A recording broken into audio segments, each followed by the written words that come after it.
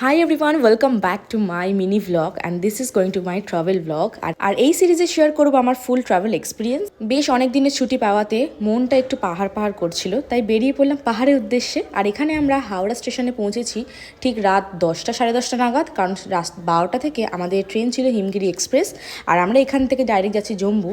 আশা করি নতুন করে কিছু বলতে হবে না যে কোথায় যাচ্ছি আমরা।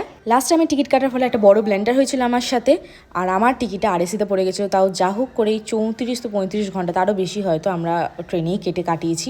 বিশেষ করে আমার দিকটা খুব প্রবলেম হয়েছিল, কারণ আরএসিতে যাওয়া মানে ভীষণ টাফ ছিল আমার কাছে।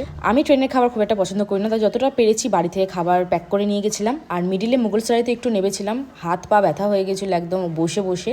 তার ফাঁকে মুঘলসরাইতে নেবে আমি একটু পেয়ারাও কিনেছিলাম, যেটা খেতে খেতে সন্ধেটা আমি নিজের চোখে দেখলাম। লাইক সিরিয়াসলি অনেক দিন পর ওই 4টে থেকে টানা 7টা অবধি আমি একদম কর্নারে বসেছিলাম দেখার জন্য। আর এত সুন্দর দৃশ্য ভাই, আমি ওটা ক্যাপচার না করে থাকতে পারলাম না।